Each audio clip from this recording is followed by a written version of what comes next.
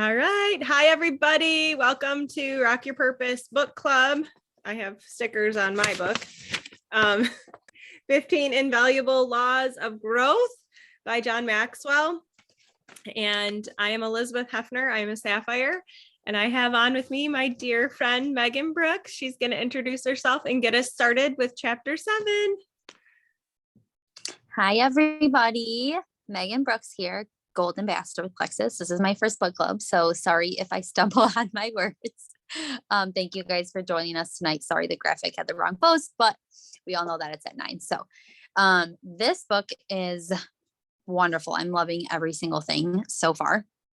But my chapter tonight that we're focusing on is chapter 7, and it was all about maximizing growth and developing strategies. And this hits home so much, especially with our business, our IPA, our posts, everything, reaching out, developing strategies, developing systems for success.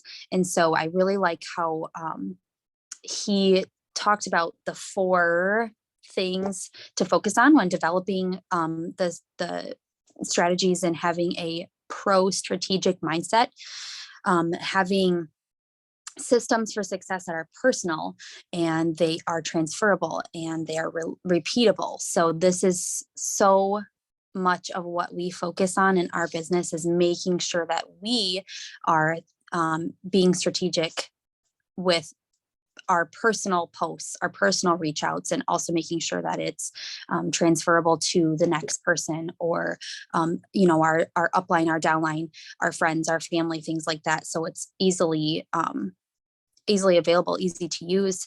And I also like how he said that if you design your life and plan out your life, your career will work itself out.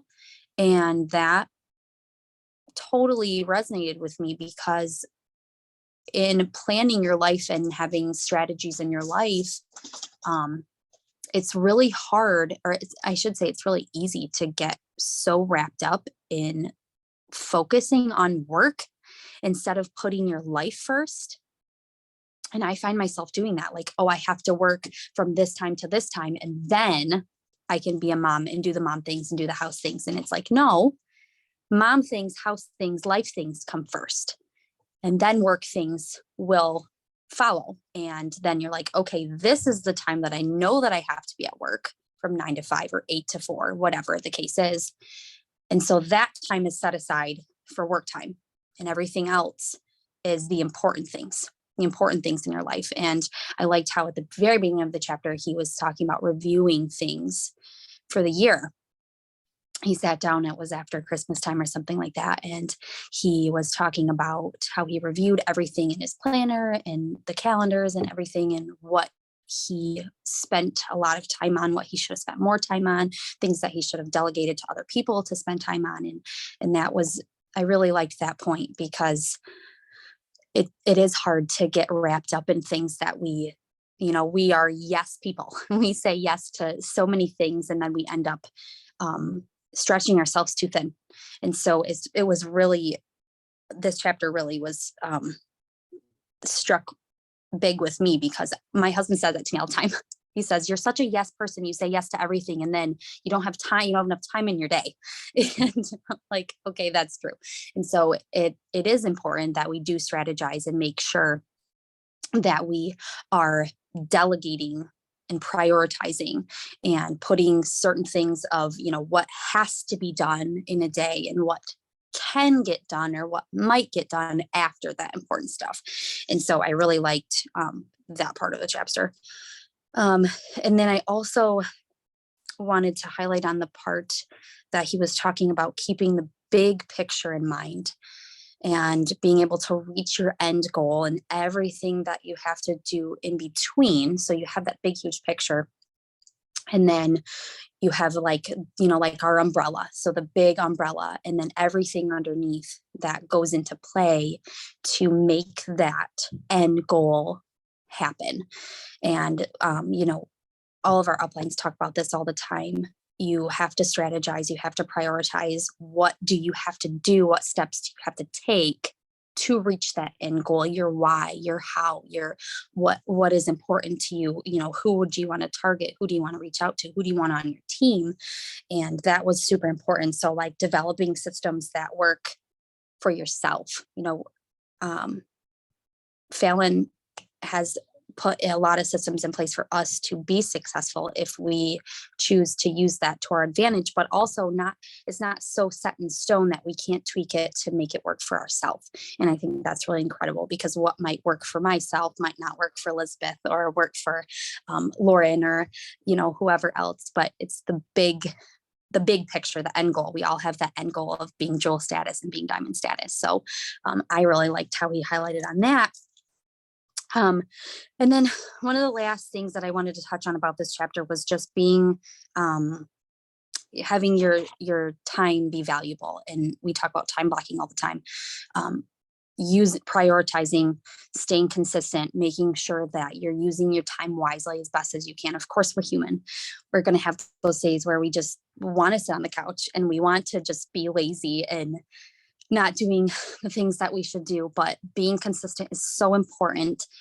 Making sure that you choose that strategy, you choose that system, and you follow through. I was just talking to Elizabeth about this. I think it was last week on our Monday call, and I'm kind of in a cold market right now, but I'm still telling myself that it's important that my team sees that I am staying consistent with my posts. It's not just you post when you want to and then you fall off and nobody hears from you again, because then what does that lead everybody else to believe? Oh, this doesn't work, it's a hoax. And that's just not the case. We all know that's just not the case. So that really resonated with me towards, I think it was like the end of the chapter, where he just said, you need to stay consistent and pick something that works for you and just keep going with it, and it will pay off in the end.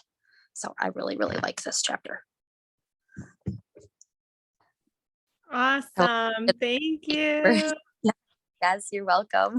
Yes, I had asked Megan, hey, can you lead book club with me? And she's like, sure. And I'm like, okay, great. And then as I was reading, I'm like, oh my gosh, this chapter is so perfect for her, chapter 7. So I'm so glad that she wanted to cover that as well. So some really great points there for sure. So chapter 8, I'll just keep things moving right along, the law of pain. And just that, oh my goodness, if you're a parent or a therapist, which is like 90% of us on here, or both, then you can understand this, that every problem introduces a person to himself. And it's so stinking true that there's so many opportunities where there's something that comes up and something that comes up and something comes up. And it's a great opportunity for us to decide how we're going to get through that. So, oh, wow. I read and I listen sometimes.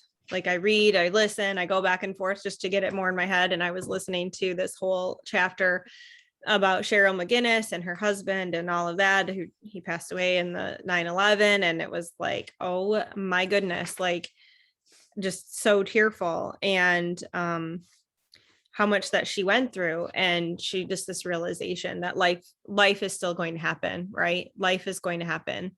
And I know a lot of people on this call have gone through losing loved ones, and the only way to grieve is to grieve, to get through it. The only way to have something happening in your family or your work situation or whatever it is to walk through it.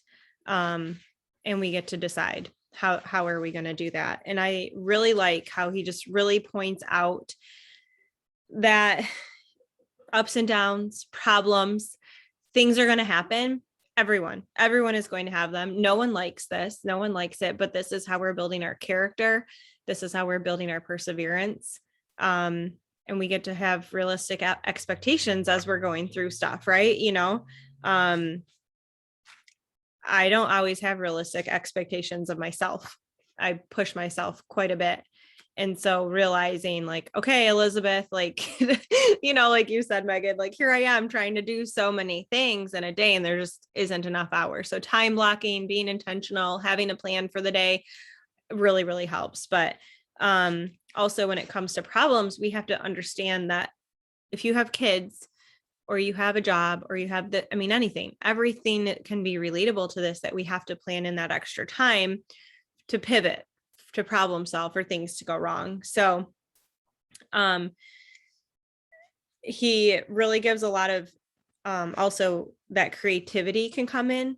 And so I think I really liked how he said, his friend, when he said, I don't want to do this summary of Deuteronomy. And he kept going to his friend like, hey, do I have to do this? I don't feel equipped to do it. And he's like, no, you have to do it. You can do it. Just keep going. Just keep going. And that I think really comes to play in our business too, right? Where we're like, why aren't I recruiting? What's going on? Why is this happening? And I think too, avoiding the why question, but switching it to a what question. What can I do differently? What can I change? What can I be consistent with? Where can I add something in? Who do I need to talk to? Thinking and focusing on what we can do and getting that creativity going is so, so important.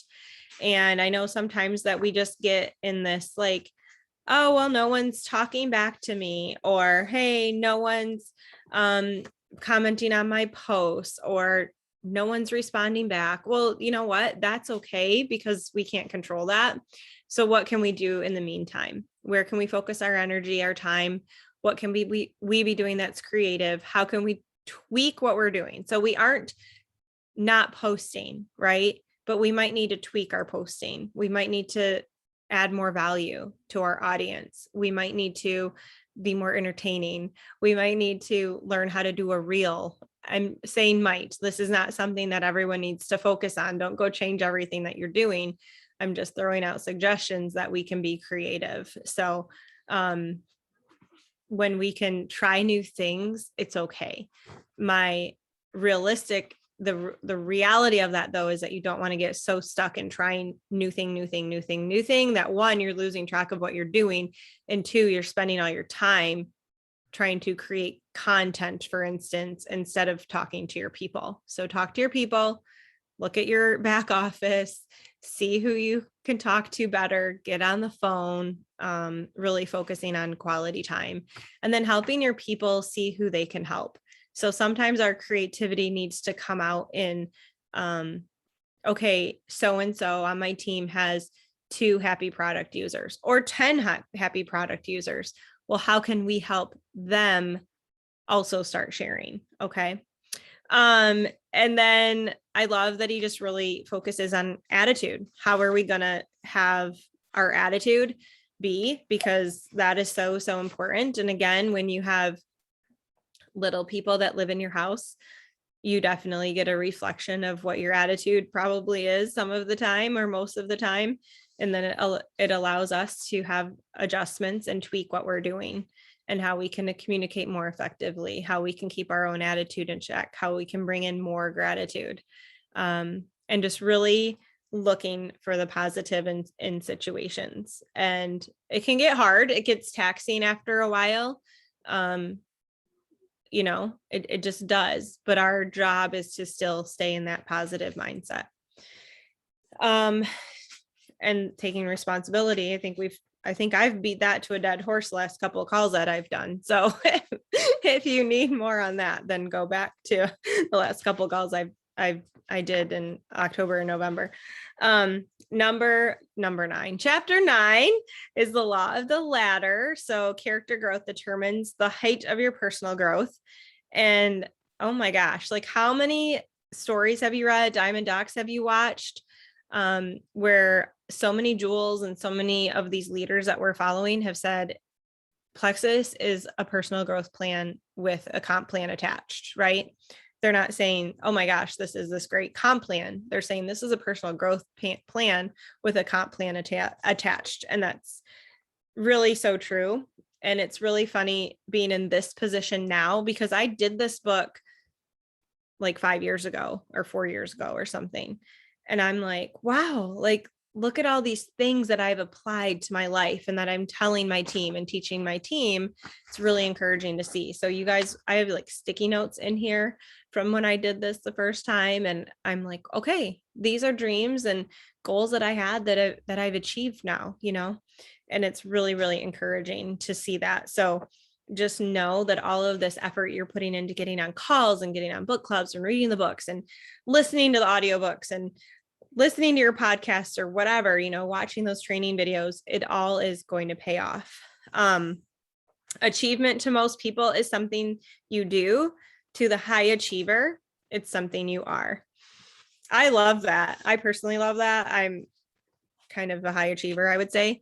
And so it sounds great. And I know that, when I think high achiever, I really think Christina Williams, right? And the first part of the story where this guy is like Jerry, he's trying to be successful, and he's failing and failing and failing. And then all of a sudden things take off because he invested in that personal growth. And I think Christina has told this story a couple of times, but she was like 3 points away from Ruby or senior Ruby. She had already announced it to the team. Oh my gosh, we already made it. She goes to bed. And when she woke up the next morning and, points reset, but you can look at where you landed, and she was 3 points away from, I think, a senior Ruby. And people were coming up to her like, are you just going to quit then? Like, you didn't make it. Are you just going to quit? She's like, no, I was 3 points away. We're going to blow through that, and the first thought I would have would not be, oh, well, you're going to quit. Mine would be like, all right, and then you're going to get it this month, right? Like, where is that a thought that if you miss something by a margin that you quit? Like, that doesn't make sense at all. That means that, oh my gosh, I was less than a person away from hitting this great rank. I did it. I'm going to do it again. And I want that to be an encouragement to anyone here that's maybe had some loss of points. It happens to everyone. If it doesn't, they're lying. But it means that you did this, you can do it again. And our job is to serve people and to serve them well. He talks a lot about that in this character. We're serving our people. We're helping them. We are working on being honest. We're being upfront with our people. We're meeting them where they're at, but we can only do so much. It's really up to them to continue. And we're going to keep finding more and more people that do want to change their lives, whether it be their health or their financial trajectory. Okay. The core of good character is the quality that most enhances or damages personal reputations. That just really stood out to me. So the core of our character, and I have no question of anyone on this call of not having good character, but when we think about it as the core of our well-being, doesn't it just bring this like responsibility to the forefront of your mind, right?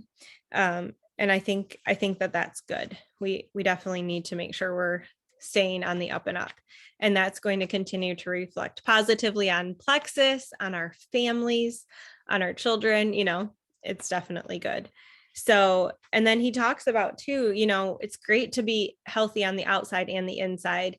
And if we're only healthy on the outside, then we're neglecting our inside. You really have to have both. We really want to make sure our mind, our soul, our body is on that personal growth plan too, the workout plan for our insides too, for our brain really. If you want, and he talks about it, if you want to be successful, then you have to prioritize what's going on in your head, what's going on the inside. And that's just so true. It's really, really funny, you guys. Like, I listened to my pastor and then another pastor with podcasts, and they end up lining up, or the order in which I listen to them, they end up lining up. And then we read stuff like this, and it all is like, boom, it all comes together. And this has happened multiple times since I have started Plexus. And both the pastors and now in the book, it talks about like the golden rule, like loving people, love your neighbor as yourself. Well, if I love my neighbor as myself, do I love myself? Am I taking care of myself? Am I making sure that I'm putting good things in my brain? Am I taking care of my body? Because that's all loving my body, right? And loving me. And so we want to pass that on. So we have to love ourselves if we're going to love our neighbor, but definitely just really loving on people and not getting caught up in judgments of what their decisions are for their family and their life. So loved that. And then the other one that really stood out, I've concluded that while nobody plans to mess up their life, the problem is that few of us plan not to. So that is that we don't necessarily put safeguards in place to ensure a happy ending. And this is like saying that a goal without a plan is just a wish, however that quote is. I'm sure I'm screwing that up. But if we don't have plans in place, and this goes back to chapter 7, like what are we doing to stay on task, then we aren't ensuring that we're going to have this great life at the end. We have to definitely move forward with where we're stepping. So that was super important to me too, to see that. Don't mess up your life. Okay, well, what are you gonna do to not mess up your life? What's the plan over here? And then really working on also looking for people, and then us ourselves as we're learning, being coachable, being teachable, being willing to serve, making sure gratitude is at the forefront of our mind, and then striving to finish well. That perseverance piece comes in. And so not only are we responsible to be these things for ourselves, but those are the people we're looking for too, that we want to build this business with. And that's the shadow that we want to be casting, so that it's pulling people in to see that they are part of that and they can be part of this too, and that they can learn more gratitude. They can learn to be more disciplined, whatever it is. So hopefully that is something that we can communicate too. And with our posts and stuff, I just posted about working out. Like, I hope it inspires people. I don't really care that people are like, oh, good job, Elizabeth. Like, yes, I appreciate that, but my body has failed me. And so for me to be able to do this, I hope is encouraging to people that either are in a similar situation, or even just feel out of shape and just unmotivated, that they can do this too. Right. And then I was also this other thought, like at work, there was a nurse that just, I don't know, we just had butted heads a few times, and she was, in my opinion, disrespectful to me, and I just didn't appreciate working with her, And another friend was like, why are you nice to her? I'm like, it's not my job to not be nice. Like, it's my job to be nice to her. It's her job to receive it or not,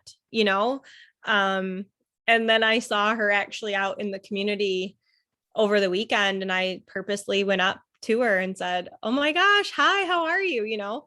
And I didn't necessarily want to, but it also didn't hurt me to go out of my way 10 feet, walk 10 feet and say, hi, how are you, with a smile on my face. Right. Because I want my character to be known as one of good character. And hopefully, and I've actually seen her soften, as I've always been consistently kind to her. She has softened her approach back to me. So it doesn't really matter at the end of the day what she thinks of me or what she doesn't think of me or whatever. That's not the point. But the point is that I know that I'm doing what God has told me to do, which is to be kind and nice. Right. So anyway, I think that's a good place to end and open this up to anyone else that wants to chat and tell us their biggest takeaways.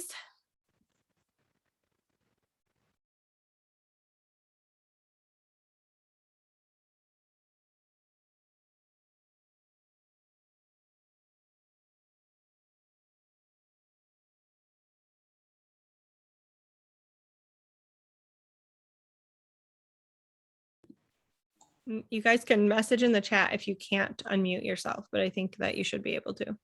Okay, we can unmute ourselves, but we're just not. So, excuse me, so sorry. So in the first chapter, there was a couple of things that stood out to me. Elizabeth, you and I were just at that training, and when he was looking at his notepad on that day after Christmas, it reminded me how they were encouraging us to every day go and like write what our points are, so we can kind of see where we're at in the month and how things ebb and flow. And as you guys as teams grow, excuse me, I'm so sorry. It's pretty easy to keep track of where your points are when they're like 100 or 50 or so or something like that. But as your teams grow and you get to those bigger levels, it can be kind of like, where was I last month? How am I doing? Am I behind? Am I ahead? What am I doing? So I kind of like that for helping us to strategize and reflect. And then in the next chapter, I really liked, I circled it. Hang on. My kids are like, Mom, you're writing in books. I'm like, yeah, it helps. One of the things that I circled and starred is no one likes it when they're in the middle of a bad experience. It's usually just painful. But if they manage the experience well, then they enjoy talking about it afterwards. It becomes a great war story. You guys, how many times have we been through a bunch of crapola that has been absolutely horrible? And then afterwards, you're like, man, that we made it, you know, and it's not always right there.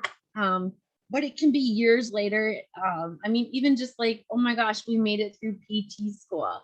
And Elizabeth will talk about different things that have been helpful for her that I don't even remember, but it made an impact on her, which goes to that rung of the ladder thing, right? So no matter where people are at, it doesn't hurt you to be kind, especially in the hospital, or if you worked in corporate stuff or not. I mean, you look at some of our leaders and you go, oh my gosh, that person is so fake and I can't stand them. I don't want to follow them. I can't trust them. And if you look at those people, they oftentimes get pretty high, but they're so empty. You know, you look at their lives, you look at all of these things, and they're people that they manage have no respect for them. And that's definitely not somewhere that I want to be or somewhere that I want to follow. So those are just some of my big takeaways through this is just being true and being kind, trying to stay organized, plan, and keep it all together, even in the midst of when things are hitting the fan. So that's my story.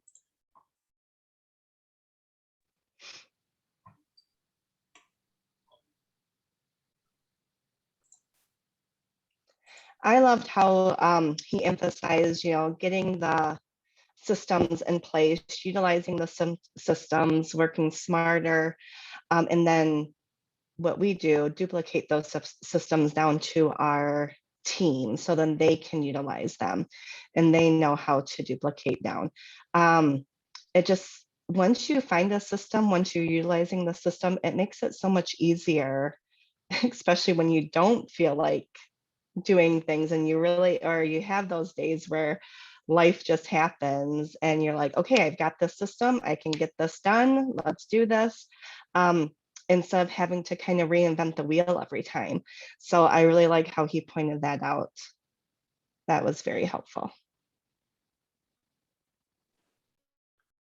Along with that, on page 109, the quote that they have about the systems where it says, systems permit ordinary people to achieve extraordinary results predictably. However, without a system, even extraordinary people find it difficult to predictably achieve even ordinary results. To me, that quote really stood out because I was like, wow, that's so true. When it said Yes. extraordinary people can find it difficult to achieve even ordinary results without a system, that was just, I don't know, I just thought that really impacted me a lot because like Rochelle was saying, it's, the systems that we have in place are just, if we follow them, if you have a plan and you work the plan, then you become successful, right? So.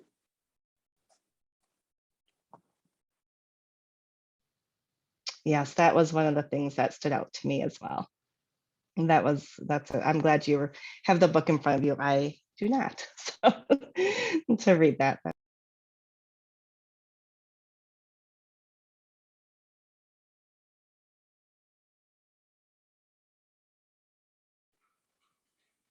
The other Rochelle just commented on my shirt. Thank you, Rochelle. I love this shirt too.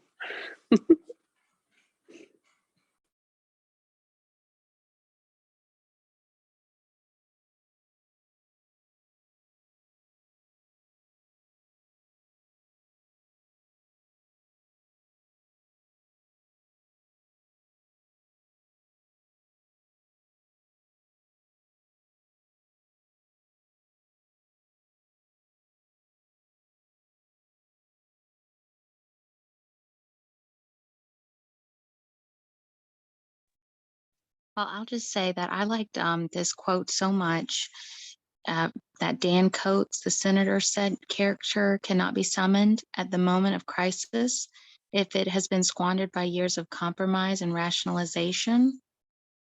And so I feel like, that kind of made me think of somebody I know that's close to me. And I feel like, when we are doing the things that we're doing, that it's like putting like a coin, like that's how I imagine it. So it sounds really weird, but like a coin in the bucket, and you just feel like, oh, it's just one coin. But the more and more you do these things, pretty soon you're going to need what's in that bucket. And you look and you're like, it's full.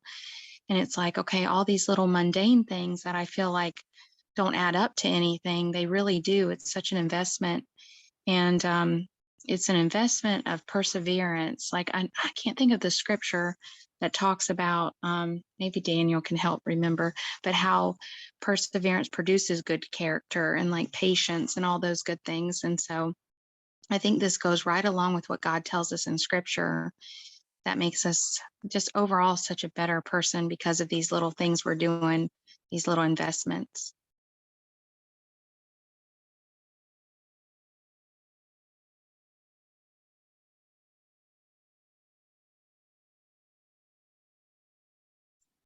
100%, Leanne. Sorry, I was trying to finish digesting dinner before I started talking, making sure I don't have broccoli in my teeth or whatnot. But anyway, so these 3 chapters all sort of flowed together for me.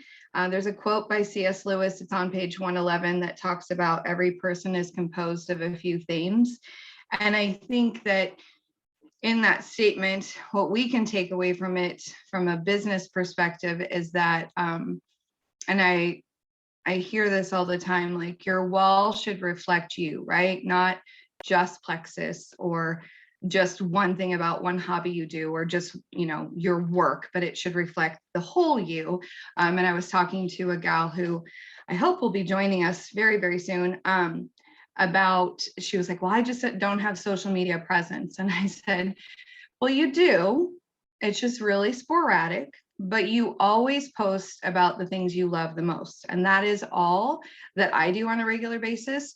I'm like, if you scroll my wall, I would hope that and I kind of talked about this in my live the other day, that you are either encouraged, entertained a little, something that I've engaged you with, or something I'm educating you with.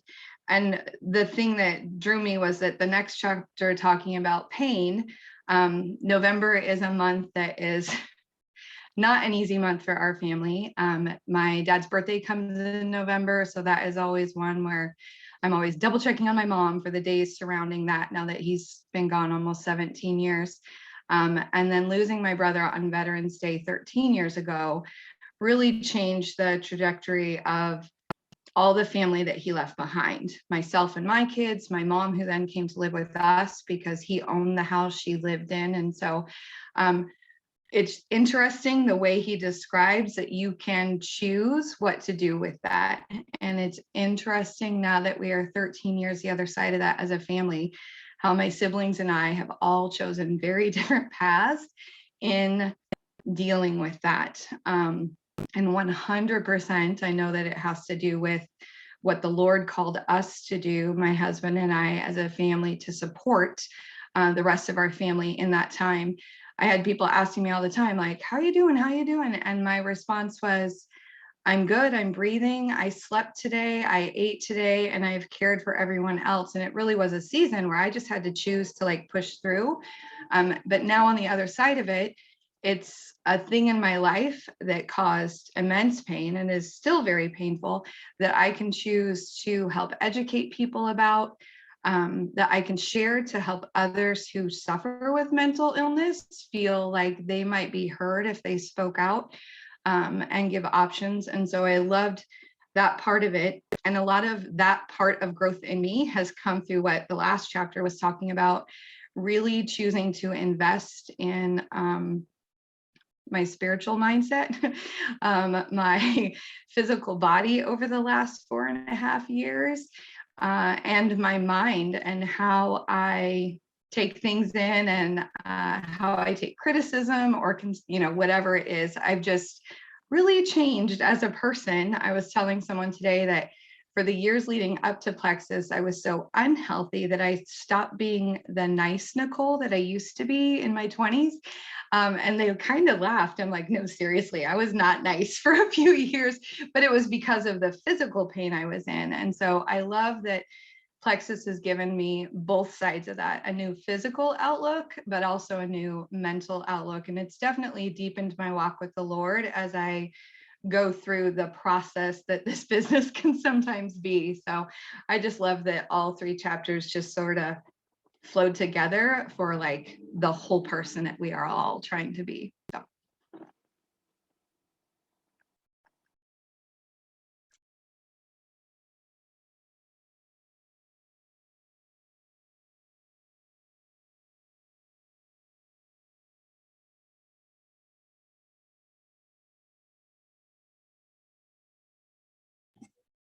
I don't remember where it was. I was trying to look back to where I underlined and scribbled and stuff, but where he talks about connecting with people on an emotional level too. And that's why we talk about Plexus and us being solution finders, because it's one thing to just spew those facts, and then it's another thing to connect with people emotionally and then helping them see that we can help them through whatever X, Y, and Z, through their health and financial struggles. And I can't remember where it was in here, but I remember reading, I was like, yes, because Craig Rochelle was talking about this. Craig Rochelle, I think it is. He was talking about this on a podcast. He does a leadership podcast from a biblical and Christian perspective. So he was just saying how as leaders, we need to connect with people emotionally, find those pain points, and then help overcome. And that's another thing that we has echoed through these chapters as well. So, and then Leanne, was it the James 1:2, consider it pure joy, my brothers and sisters, when you face trials of many kinds, because you know that the testing of your faith produces perseverance. Let perseverance finish its work, so you may be mature and complete, not lacking anything. If any of you lacks wisdom, you should ask God, who gives generously to all without finding fault, and it will be given to you. But when you ask, you must believe and not doubt, because the one who doubts is like the wave of the sea, blown and tossed by the wind, and the person should not expect to receive anything from the Lord. Such a person is double-minded and unstable in all they do. Like, there you go. Love that. Yes. And Romans 5:3-5 is another good reference too. I think that's the one about perseverance to character to hope, but that's great, Elizabeth. I love that one.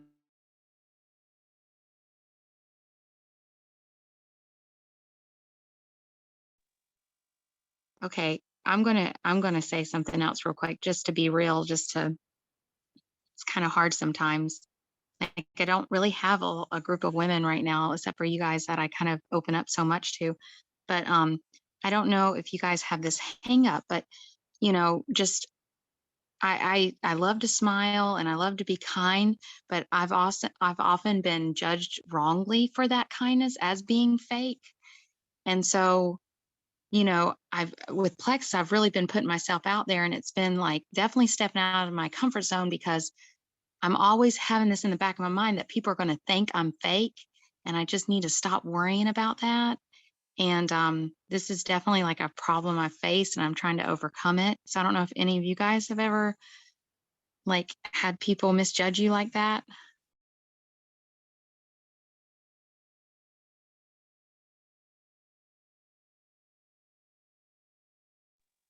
Yes, thank you, Rochelle, for saying that. That's very. I think that when you know that you're being genuine and you're reaching out in love, then it's up. If they're not, oh, well, she's just being fake, or she just there's haters are going to hate. And, there's probably always somebody out there. Natalie Dolan did a reel, and she said, she was on a boat with her kids, and I think her husband, but her and her kids, I know. And she was like, they say Key West isn't a good place to raise a family. She's like, here we are enjoying tropical nature and having time freedom and and someone commented like, oh, you're just another ploy to make money or something negative. And she was like, wow, and she just posted about it and said, haters are going to hate. So there's always, I don't know, like I'm pretty out there. If anyone knows me in real life, I try to put myself out there on social media too, but when our heart is in the right place and God is leading you to the people to talk to, then if for some reason someone perceives you as fake, then unfortunately that's on them. Unfortunately for them, that's on them, And I think too, just praying before you're reaching out and asking God to give you the people that you need to talk to, and just really stepping out in faith, your efforts will be rewarded. I was just going to add, can you guys hear me okay? I had to escape the barking dogs. Okay. So I was also going to add to that, one thing that I really struggled with in the beginning is, well, and even throughout, honestly, I've been doing this for 3 years, and it doesn't necessarily get super easy to post transparently. Because if you know me, I'm an open book, but I think for me, as I'm posting, I remind myself, if I can just help one person with this post, and not even about Plexus, but like if I can help them in their walk with God, if I can help them know that there are struggles in marriage and that's okay, if I can help them know that they're not alone in whatever battle they're fighting, then I'm doing the right thing. And I know that I am being authentic, and that it really is my goal to always just share my heart with people. Because I think that this world is lonely enough, honestly, and that we have a light that we can offer people, even if there are people maybe in your circle or on your team that don't have the same viewpoints as you. It's okay to share your heart and to be authentic with other people, because you never know who in your audience, any part of your Facebook, not just Plexus, that you are going to speak to. And I have had more times than I can count people message me and say, oh my gosh, thank you for your post. Thank you for speaking up on this. Thank you for sharing your heart. Like, I know that can't be easy. And I don't know, I guess I just try to understand that everyone's going to judge at some point, and it's okay, because you're there to help, and you're there to be a light. I think with that too, the haters are going to hate, and hurt people are going to look for hurt. And we cannot control the reactions of other people, right? We can't. So when you're super duper worried about what other people are going to think, or what their opinion is going to be about you, then it becomes about you, and it's where you need to work on some more personal growth and development. And I don't say that to be a butthead at all, but if you're worried so much about what everybody else is going to say, in the end, who does it matter, right? It's between us and our Lord, right? And it doesn't matter what those other people think, as long as you had what you were doing right with you and the Lord. So when you're worried about those things, pause and pray, think about it. Take 15 minutes, scroll back through your posts and look at them and say, is this something that I feel represents me? And if you look back and you're like, oh man, what kind of planet was I on? Then you need to do some correcting, right? And that's why, like yesterday, my daughter was sick, and I posted about it, right? Because I want people to know that we're real and it's not all sunshine and butterflies, and we do get sick periodically, but we recover more quickly. So I think being real, being truthful, being faithful are all really good things that are going to help you get over some of those jitters, so to speak.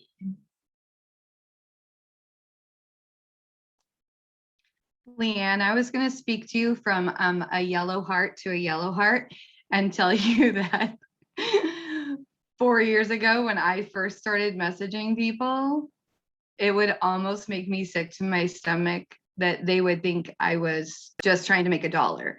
Not that I was spending a year prior to that watching testimony after testimony after testimony after testimony and having a complete belief in what I was trying to share with you. My little yellow heart was just so afraid that you were going to stomp on it and tell me I was being, just whatever. And the truth is, after 4.5 years, I have messaged probably over 2,000 people, in follow-up and a new process and all that. Out of all of those, I've had 3 people be mean to me. I mean, like, the return on that, I have to be like, those 3 people obviously needed some plexus in their life, but definitely some vital biome.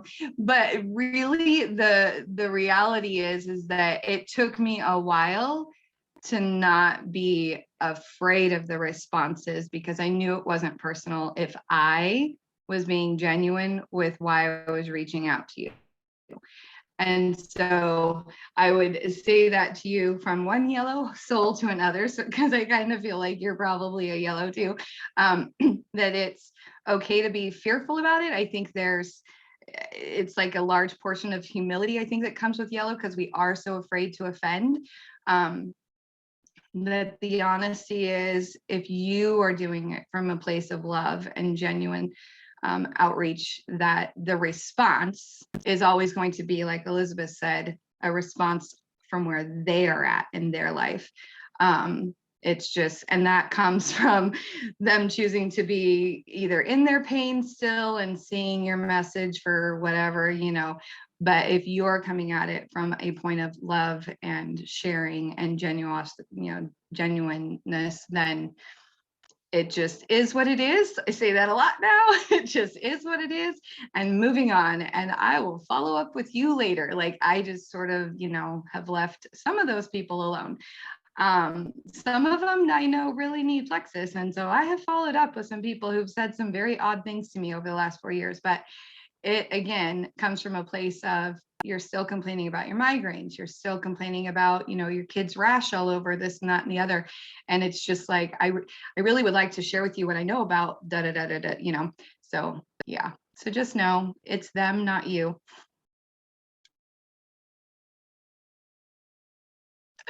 And Jesus. Yes.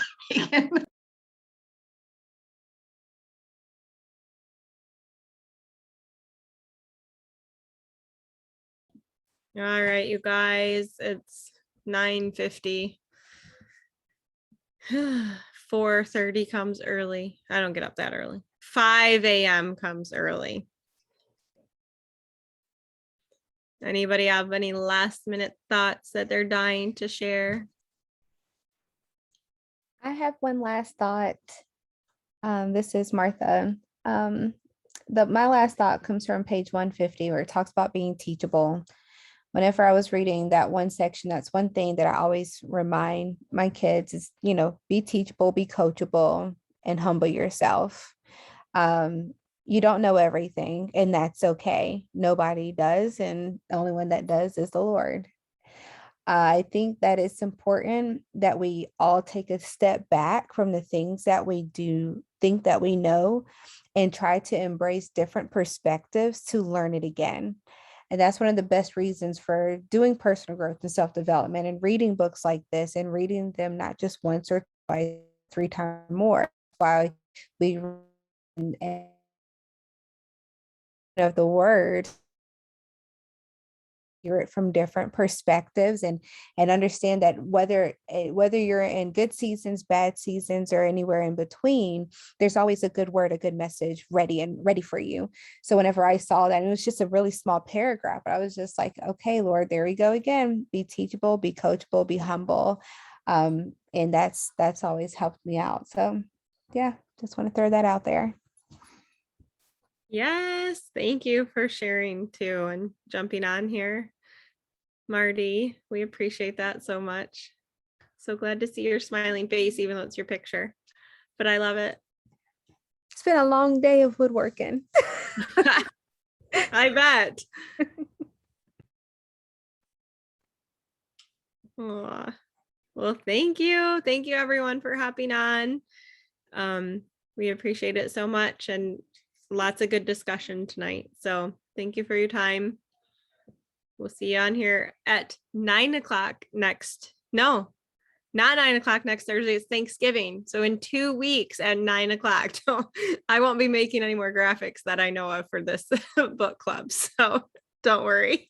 But 9 o'clock in 2 weeks, we'll be joining back in. So have a great Thanksgiving. Happy Thanksgiving. Mama.